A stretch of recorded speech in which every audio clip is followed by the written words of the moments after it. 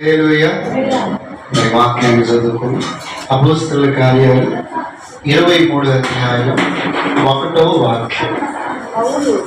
పౌలు మహాసభ వారిని తేరి చూసి, సహోదరులారా, నేను నేటి వరకు కేవలము మంచి మనస్సాక్షి గలవాడనై దేవుని ఎదుట నడుచుకొనుచుంటినని చెప్పాను.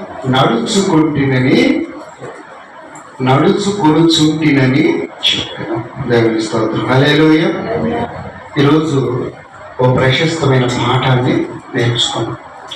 ఇక్కడ దైవజనుడు తన ఆత్మీయ జీవితంలో కలిగినటువంటి ఓ ఉన్నతమైన మంచి సుగుణాన్ని, లక్షణాన్ని మనకు తెలియజేస్తారు. ఇక్కడ చూడండి, పౌలు గారు దేవుని ఎదుట ఎలా నడుచుకున్నాడు అంటే ఏమన్నది అక్కడ, మంచి మనస్సాక్షి గలవాడనై నడుచుకొనుచున్నాను. అసలు మనస్సాక్షి అంటే ఏంటి?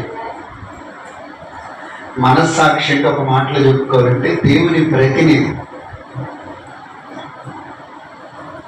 ఏంటంటే మన శరీరంలో, మన అంతరంగంలో ఉన్నవన్నీ మన మాట వింటాయి, కానీ మనస్సాక్షి మన మాటే వినదు. వింటదా? మనస్సాక్షి అంటే ఒక మాటలో చెప్పుకోవాలంటే నీలో ఏ మనిషిలోనైనా ఇది తప్పు ఒప్పు అని చెప్పే ఒక ఆలోచన ఉంటుంది. ఉంటుందా? ఉండదు. దాన్ని ఏమంటారు? మనస్సాక్షి. హల్లెలూయా. నువ్వు చేసేది నీకు తప్పు ఒప్పు అని ఎలా తెలుస్తుంది? చెప్పండి. మనలో దేవుడు ఒకటి పెట్టాడు, దాన్ని మనస్సాక్షి. ఆ మనస్సాక్షి లేకపోతే ఏది తప్పు ఏది ఒప్పు మనకి తెలియదు. అందుకే దేవుడు ఏం చేశాడంటే ప్రతి మనిషిలో కూడా మనస్సాక్షి అనే ఒక ఆయన ప్రతినిధిని పెట్టాడు. యేసయ్య ప్రతినిధి. ఎవరు నీ మాట కూడదు, నా మాట కూడదు. తప్పు తప్పుగా చెప్పింది, ఒప్పును ఒప్పుగానే చెప్పు. అవునా కదా? నాకున్న వాళ్ళు ఏం చేస్తారు? మనం తప్పు చేసినా ఒప్పే అంటారు, ఒప్పు చేసినా మనం కాని వాళ్ళు ఏమంటారు? తప్పే అంటారు. మనుషులు అలా మాట్లాడవచ్చు, మనం అబద్ధాలు ఆడవచ్చు, మనం మోసం చేయవచ్చు, కానీ మన మనస్సాక్షి మనల్ని ఎన్నడూ మోసం చేయదు. ప్రియమైన దేవుడు బిడ్డలారా, ఈరోజు యేసుక్రీస్తును నమ్ముకొని ఆయన వెంబడించే మనము ఆయన ఎదుట ఎలా జీవించాలి అంటే ఇక్కడ అంటాడు, నా దేవుని ఎదుట నేను మంచి మనస్సాక్షి కలిగి బ్రతుకుతున్నాను. హల్లెలూయా. అంటే ఏంటి మంచి మనస్సాక్షి అంటే? ఏ నేరారోపణ తన మీద చేయకుండా ఉన్న మనస్సాక్షి. పౌలు గారు ఒకప్పుడు దోషకుడు, హింసకుడు, హానికరుడు, చాలా భయంకరమైన వ్యక్తి. ప్రభువుని దూషించాడు, ద్వేషించాడు, సంఘాలని సర్వనాశనం చేయాలని, సేవను పాడు చేసి సేవకుల్ని చంపేయాలని కంకణం కట్టుకొని చాలా విధ్వంసం సృష్టించిన వ్యక్తి. అర్థమవుతుందా? ఇట్లాంటి వ్యక్తి ప్రభువుని నమ్ముకున్న తర్వాత అంటాడు, నేను కేవలం మంచి మనస్సాక్షి కలిగి నా దేవుని ఎదుట నేను నడుచుకుంటున్నాను. దేవుని బిడ్డలారా, మంచి మనస్సాక్షి అంటే ఏంటంటే మన మీద ఈసుమంతా కూడా నేరారోపణ చెయ్యలేనటువంటి మనస్సాక్షిని ఏమంటారంటే మంచి మనస్సాక్షి. హల్లెలూయా.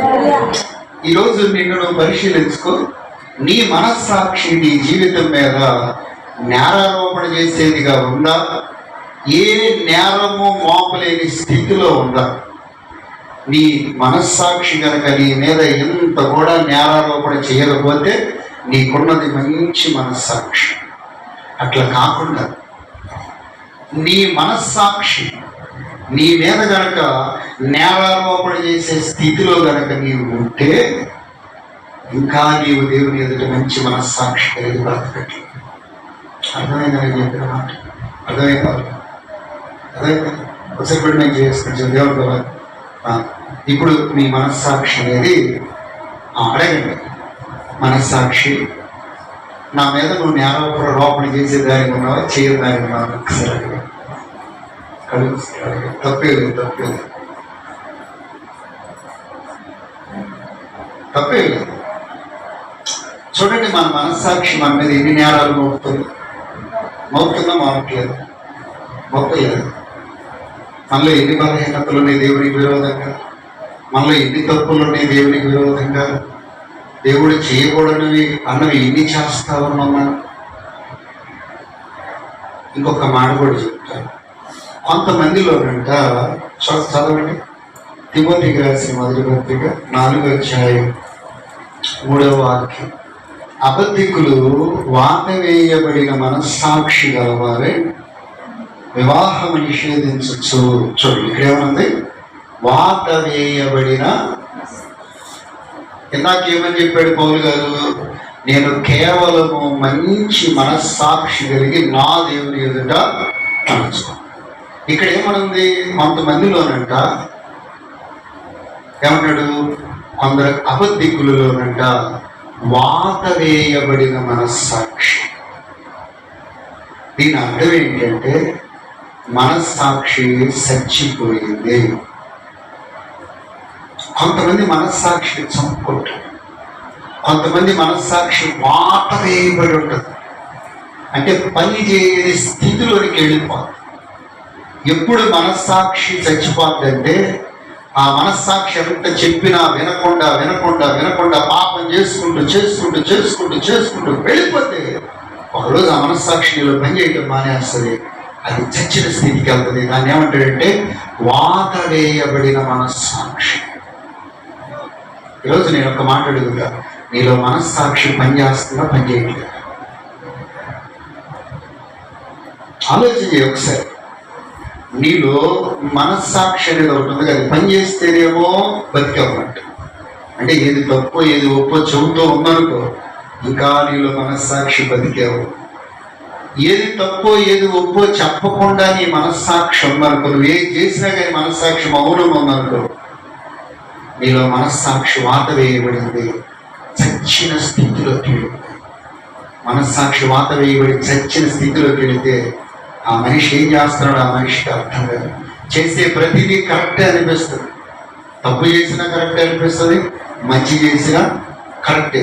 ఏది చేసినా సరే నిలబడ్డా కరెక్ట్ అనిపించింది, పడిపోయినా కరెక్టే అనిపిస్తుంది. అర్థమవుతుందా? బురదలో పడి పొర్లాడినా కరెక్టే అనిపిస్తుంది. ఈరోజు దేవుడు మనలో పెట్టిన మనస్సాక్షి విషయమై కొంత పరిశీలన చేస్తున్నాం. నీ మొదటి పాయింట్, నీ మనస్సాక్షి బతికుందా, చచ్చిపోయింది? బతికుంటే అది మంచి మనస్సాక్షి ఉండాలి. ఎట్లా ఉండాలి? మంచి మనస్సాక్షి. ఒకప్పుడు పౌలు గారి మనస్సాక్షి కూడా వాత వేయబడిన మనస్సాక్షి. ఎందుకంటారా? వాత వేయబడిన మనస్సాక్షి కాకపోతే క్రీస్తుకు విరోధంగా లేచి సంఘాలను నాశనం చేసి, సేవకుల్ని నాశనం చేసి పరిచయను ఎందుకు దెబ్బతీసాడు చెప్పండి? అవునా కాదా? ఒకప్పుడు చేసిన దానికి ఇప్పుడు పశ్చాత్తాపడలేదా పౌలు? ఒకప్పుడు నేను చేసేది కరెక్ట్గా అనుకున్న వ్యక్తి ఈరోజు నేను చేసింది తప్పు అని ఎందుకు పశ్చాత్తాపడుతున్నాడు అంటే, ఆ రోజు మనస్సాక్షి పనిచేయలేదు, వాత వేయబడిన స్థితిలో ఉంది, చచ్చిన స్థితిలో ఉంది. ఎందుకు? తన జీవితం నిండా నిర్జీవ క్రియలు, పాపపు క్రియలు నిండిపోయి ఉన్నాయి. గమనించండి, ఇట్లాంటి పౌలు గారి మనస్సాక్షి దేవుని ఎదుట ఎంత మంచి మనస్సాక్షి ఎలా మారగలిగింది అంటే, దమస్కులో యేసు ప్రభు తనను దర్శించిన తర్వాత తన పాపపు బ్రతుకుని యేసయ్య దగ్గర ఒప్పుకొని క్షమాపణ అడిగి రక్షణ పొందాడు. వెంటనే మంచి మనస్సాక్షి వచ్చిందా? కాదు. హెబ్రీయులకు రాసిన పత్రిక 9వ అధ్యాయం 14వ వాక్యం చదువుతానండి. క్రీస్తు యొక్క రక్తము నిర్జీవ క్రియలను విడిచి జీవము గల దేవుని సేవించుటకు నీ మనస్సాక్షిని ఎంతో ఎక్కువగా శుద్ధి చేయును. హల్లెలూయా. ఇది కారణం. ఇప్పుడు పాస్టర్ గారు అయ్యి సేవ చేసినాక నేను కేవలం మంచి మనస్సాక్షితో బతుకుతున్నానని చెబుతున్నాడు. కానీ ఇదే పౌలు గారు యేసయ్య నమ్ముకోక ముందు వాత వేయబడిన మనస్సాక్షి కలిగిన వాడు. ఎలా ఇతను మనస్సు మారింది? ఎంత మంచి మనసుగా ఎలా వచ్చింది దేవుని దగ్గర అంటే, తాను మారు మనస్సు పొంది రక్షణ పొందిన తర్వాత తన మనస్సాక్షి క్రీస్తు రక్తంలో కడగబడ్డది. హల్లెలూయా, హల్లెలూయా. దేవుడు బిడ్డ, నీవు నేను రక్షణ పొందినప్పటికీ క్రీస్తు రక్తంలో కడగబడకపోతే, దైవాత్మతో నింపబడకపోతే మనలో పరిశుద్ధత, పవిత్రత అనేది రాదు. గుర్తుపెట్టు. మనసాక్షిని శుద్ధి చేయును మన యేసయ్యా రక్తము, మనసాక్షిని శుద్ధి చేయును మన యేసయ్యా రక్తము. హల్లెలూయా. దేవుడు బిడ్డలారా చూడండి, యేసుక్రీస్తు రక్తంలో పౌలు గారి మనస్సాక్షి కడగబడింది. ఇంకేమంటాడు? నిర్జీవ క్రియలన్నీ నాలో నుండి తొలగిపోయి. గమనించండి, ఒకటి యేసయ్య రక్తంలో కడగబడింది. అమ్మాయ్యా, నీ నా ప్రాణాత్మ శరీరాలు క్రీస్తు రక్తంలో కడగబడాలి. రోజు ప్రార్థన చేస్తూ, దేవా నన్ను సంపూర్ణంగా నీ రక్తంలో కడుగు, నన్ను నీ ఆత్మచేత నింపి పరిశుద్ధపరచు. ఉందా ప్రార్థన? అది కావాలి, ఇది కావాలి, ఎన్నో కావాలని ప్రార్థన చేస్తారు. రైట్, అన్ని పొందుకుంటావు. రేపు పరలోకం పొందుకోకపోతే, నీలో పరిపూర్ణ పరిశుద్ధత, పవిత్రత లేకపోతే నీకు పరలోకం దొరకదు సుమా. పరిశుద్ధులే, అర్థమవుతుందా? పరిశుద్ధులు దేవుడిని చూస్తారని ఒక వాక్యం, అంతేనా? రక్షింపబడ్డవాళ్ళు చూస్తారని ఉందా? ఏ బుద్ధి లేని కన్యకలకు రక్షణ లేదా? ఉందా లేదా? ఉంది. వాళ్ళ దీపాలు వెలిగించమని లేదా? వాళ్ళే పెళ్లి ముందుకు సిద్ధపడలేదా? పరిశుద్ధత లేదు. బిడ్డ, నువ్వు క్రీస్తుని నమ్ముకున్న రక్షణ పొందినప్పటికీ నీవు పవిత్రపరచబడాలి, పరిశుద్ధపరచబడాలి. అప్పుడే పరలోక రాజ్యం దొరుకుతుంది. రక్షణ పొందుకున్నంత మాత్రం అందరూ పరలోకం పోతే ఇంకా దయ్యం పని. రక్షణ పొందిన వాడు పరిశుద్ధపరచబడాలి. దేవుని సంగమా, పౌలు గారి మనస్సాక్షి ఒకప్పుడు వాటు వేయబడింది. కానీ ఎప్పుడైతే క్రీస్తు రక్తంలో కడగబడిందో తిరిగి బ్రతికి. హల్లెలూయా. తర్వాత అపోస్తలుల కార్యం 24:16. ఈ విధమున నేనును దేవుని ఎడలను మనుష్యుల ఎడలను ఎల్లప్పుడూ నా మనస్సాక్షి నిర్దోషమైనదిగా ఉండునట్లు అభ్యాసము చేసుకొనుచున్నాను. హల్లెలూయా. ఏమన్నది ఇక్కడ? నేను చెప్తున్నాడు, ముందేం చెప్పాడు? నా దేవుని ఎదుట మంచి మనస్సాక్షి కలిగి నేను బ్రతుకుతున్నాను. దీనికి కారణం ఏంటి? ప్రభువును నమ్ముకొని రక్తంలో, యేసయ్య రక్తంలో కడగబడబట్టి మంచి మనస్సాక్షి వచ్చింది. మా మాట ఏమో తెలుసు ఇక్కడ? నేను మనుష్యుల ఎడలను, నా దేవుని ఎడలను నా మనస్సాక్షి ఎల్లప్పుడూ కూడా మంచిగా ఉండేటట్లు నేను అభ్యాసం చేస్తాను. అంటే మంచి మనస్సాక్షి ఎలా వస్తుందో తెలుసా? అభ్యాసము. మనస్సాక్షి ఏదైతే తప్పని చెప్తూ ఉందో దాన్ని అన్నిటిని వదిలిపెట్టుకుంటూ వచ్చు. అది అభ్యాసం. ఇప్పుడు నువ్వు ఏదైనా ఖాళీ స్థలానికి వెళ్ళావు, నీలో ఉన్న మనస్సాక్షి చెప్తాడు నువ్వు అక్కడికి వెళ్ళలేదు, మంచిది, ఇక దాన్ని వదిలే జీవితం అక్కడికి అవ్వదు. అంతే. అర్థం. పౌలు గారు ఏం చేశారు? తన మనస్సాక్షిలో ఏదైతే దేవుడు వద్దు వద్దు వద్దు, నిర్జీవ క్రియలు ఇవన్నీ, ఇవి పాపపు క్రియలు అని చెప్తాడు, అవన్నీ విడిచిపెట్టుకుంటూ విడిచిపెట్టుకుంటూ విడిచిపెట్టుకుంటూ వచ్చి ఒక దశకు వచ్చినాక నేను దేవుని ఎడలను మానవుడి ఎడలను మంచి మనస్సాక్షి. అంటే మానవులు, ఏ మానవుడి విషయంలో తన మనస్సాక్షి తప్పుగా చెప్పాలి. ఈరోజు మనలోనే ఎంతో మంది మనుషులు ఎడల మన మనస్సాక్షి కూర్చుతుంటే, నువ్వు అప్పుడు ఆ మనిషి ఆ మాటల్లో, ఇప్పుడు ఆ మాటల్లో, నీవు హృదయం ఆ మనిషి నుంచి చెడ్డగా తలంచవు అనిపిస్తుందా? మన మనస్సాక్షి అనిపిస్తుందా లేదా? నిజం చెప్పండి, అబద్ధం ఆడు. మీరు ఏ మనిషి పట్ల ఏ తప్పు చేయకుండా ఉన్నారు, మీ మనస్సాక్షి మీ మీద తప్పు మోపకుండా ఉంటుందా? మరి ఎప్పుడు మనం అభ్యాసం చేసుకుంటాం? ప్రతి మనిషి పట్ల కూడా మన మనస్సాక్షి మంచిగా ఉండాలి.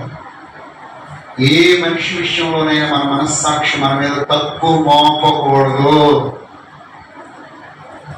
తప్పు మోపకూడదు. దేవుని విషయాల్లో కూడా నీ మనస్సాక్షి తప్పు మోపకూడదు. ఈరోజు నీవు నేను సాధించాల్సింది ఇదే. నేను అభ్యాసం చేసుకుంటున్నాను, నా దేవుని ఎదుట మంచి మనస్సాక్షి కలిగి నేను సేవించాలని. హల్లెలూయా. అప్పుడు నువ్వు ఆరాధిస్తావు, గుండెల నిండా ఆరాధిస్తావు. నీలో మంచి మనస్సాక్షి ఉంటే నువ్వు పరుగులు ఎత్తగలుగుతావు, దేవుని కోసం బ్రతకగలుగుతావు, ఏదైనా దేవుడి కోసం నువ్వు చేయగలుగుతావు. దేవుడు కూడా ఈరోజు నీ జీవితంలో ఎన్నో ఉన్నాయి, దేవుడి ద్వారా ఎన్నో పొందుకున్నావు, మంచిదే. కానీ మంచి మనస్సాక్షిని పొందుకున్నావు. ఏ నేరారోపణ చేయను అంటే నీలో ఉన్న పాపమంతా విడిచిపెట్టి నువ్వు పరిశుద్ధంగా బ్రతికిన రోజు నీకు ఆ మనస్సాక్షి. గుర్తుపెట్టుకుని దేవుణ్ణి నమ్ముకొని కూడా నీవు పదే పదే పదే పదే పాపం చేసుకుంటూ చేసుకుంటూ చేసుకుంటూ చేసుకుంటూ వెళ్ళావా, ఒకరోజు నీ మనస్సాక్షి వాత వేయబడి చచ్చిపోదు. ఇక నువ్వేమైపోతావు అంటే అటు కాకుండా అయిపోతావు, ఇటు కాకుండా అయిపోతావు. ఎట్లా చెప్పమంటారా? లోతు భార్య పిల్లలతో రాత్రి దేవదూతలు చెప్పారు, వెళ్ళిపోవాలి మీరు, తెల్లారి కళ్ళు వెళ్ళిపోవాలి, ఉదయాన్ని పట్టణం తగలబడిపోయి పాపం ఎక్కువైపోయింది అని చెప్తే లోతు తడవు చేసినప్పటికీ లోతు భార్య పిల్లల చేతులు పట్టుకొని దేవదూతలు ఆక్కు వెళ్ళి ఈడ్చుకెళ్ళి ఊరు వెలుగులు వెళ్ళేశారు. వెనక్కి తిరిగి చూడకు, నేను చచ్చిపోతాను చూస్తాను. లోతు పిల్లలు పట్టుకొని గ్రామస్తులైన పిల్లలు పట్టుకుని వెళ్ళిపోతున్నాడు. తల్లి అనేమా ఆ పిల్లల్ని భర్త కనిపెట్టుకుని పడాడు. వెనక తిరుగుతాడు, శాంప మీద పెడాలని కొట్టి తీసుకెళ్ళిపోవాల్సిన తల్లి ఏం చేసిందో తెలుసా? ఈమె పాత ఈ మనసు లాగింది వెనక్కి. అప్పుడు దేవుడు చెప్పాడు, ఏమైంది ఆయన బుదుగులు అన్నీ చూస్తుంటే తిరిగి ఇక తిరిగినట్టు అటు సదమాలోకి బాల, ఇటు వెలుపలికి బాల, మధ్యలో నిలబడిపోయింది. ఈరోజు దేవుడిని నమ్ముకొని నీకు మంచి మనస్సాక్షి లేకపోతే లోతు భార్య అలా ఉపస్తంభమైన నీ స్థితి కూడా అయితే అటు దేవునిలో ఎదగానా లేవు, ఇటు లోపల కలిసి పాపమో చేయాలి. మధ్యలో కొట్టగా వస్తుంటూ మన వయసు పెరుగుతుంది, వృద్ధాప్యంలోకి వస్తున్నాం, భక్తులు ఎదుగుతున్నాం, సంవత్సరాలు గడుస్తున్నాయి. మరి మంచి మనస్సాక్షిని సంపాదించుకొని బ్రతుకుతున్నాం, భక్తిగా వస్తున్నాం. ఈ మంచి మనస్సాక్షి మన జీవితాలను ఎంతో ఆశీర్వాదంలో తీసుకొస్తుందో తెలుసా? గొప్ప దీవుల్లో తీసుకొస్తాం. పరిశుద్ధ గ్రంథంలో ఎందరో ఇంటి మంచి మనస్సాక్షి కలిగి బ్రతికి యోసేపు మంచి మనస్సాక్షి కలిగి బ్రతకలేదా? తన జీవితంలో ఏదో తన మనస్సాక్షి తను ఎన్నడూ నిందించకుండా బ్రతికాడు. ఎంత గొప్ప స్థితికి వెళ్ళాడు. రూతు తన జీవితంలో సర్వం కోల్పోయినప్పటికీ తన మనస్సాక్షి తనను నిందించకుండా బ్రతికింది. ఇది బ్రతుకంటే. హల్లెలూయా. ఎవరి లోకంలో నిందలేస్తే అండి, నరం లేని నాలుగు నిందలేస్తుంది, నరం లేని నాలుగు 4 రకాలుగా మాట్లాడు. దేవుడు చెప్పేది ఒకటే, నీ మనస్సాక్షి నిన్ను నిందించకుండా బ్రతికే బ్రతుకు రాయుదుట. హల్లెలూయా. పనికి మాలిన బ్రతుకు కాదు బతకాల్సి. ఏమంటే మన ఎదుట 100 మంది పెట్టుకొని మంచోడు డబ్బు కొట్టుకుంటే అయితే ఎవరు ఇంటికి పోయినా నీ మనస్సాక్షి ఎవరే తప్పుడు నీ మనస్సాక్షి. ఎవరు మన గురించి మంచిగా చెప్పకపోయినా పర్లేదు.